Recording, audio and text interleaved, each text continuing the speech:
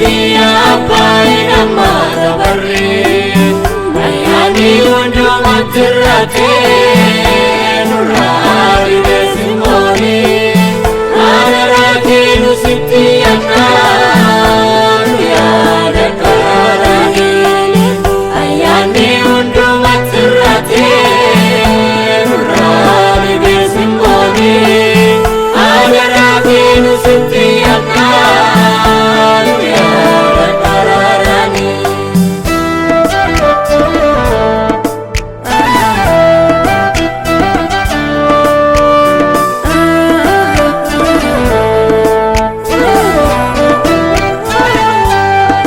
Duubaan fakkaanirra oola garuu keessi keenyee tokkotti wal malee laata nuti sunaniiru kanneen hundumtuu fi buluu barbaada daandiiruu baasaa dagatee bara keenya tabaasa taa'ee mul'atee normaatti amantee hundumtuu fi buluu barbaada daandiiruu baasaa dagatee bara keenya tabaasa taa'ee mul'atee normaatti amantee araaraa kee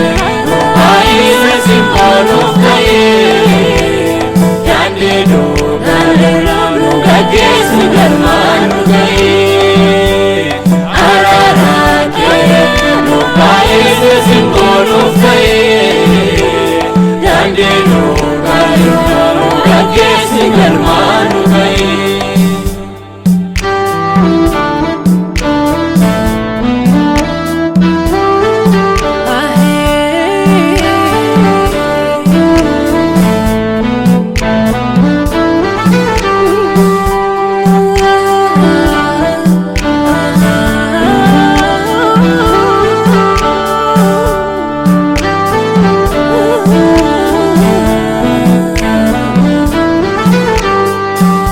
Nafuta kufanjenu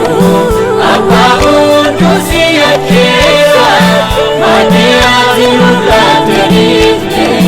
kan ormaatti dhiyaanneerra maaliif kaa'ee barri keenya qooda qulqullummaa ture yaa abbaa damee qabeenya garaa nutti hin jabaatine maaliif kaa'ee barri keenya qooda qulqullummaa ture yaa abbaa damee qabeenya garaa nutti hin jabaatine nu deebisee maatii kee qulqulluu nu fayyaa abbaa gaarii harka keerra furmaanni biyyaa nu deebisee maatii kee qulqulluu nu fayyaa abbaa gaarii harka keerra furmaanni biyyaa.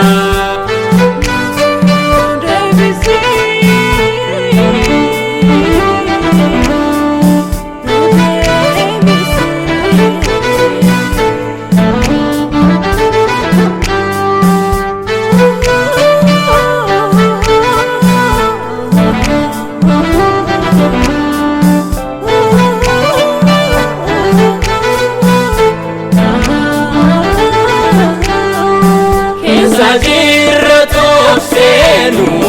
baay'ee naannatti baay'ee toora jireenyarra baane biyya laafaaf jilbeeffanne qooda gaarii waliif yaadu amala beenuu qabatee jaalalli iddoo waan dhaabeef ayyaanni kennuutti irratti qooda gaarii waliif yaadu amala beenuu qabatee jaalalli iddoo waan dhaabeef ayyaanni kennuutti irratti garaa keenya ammayyaa durraa deebisee qajeelummaa waliif yaaduu nu dandeessisee garaa keenya ammayyaa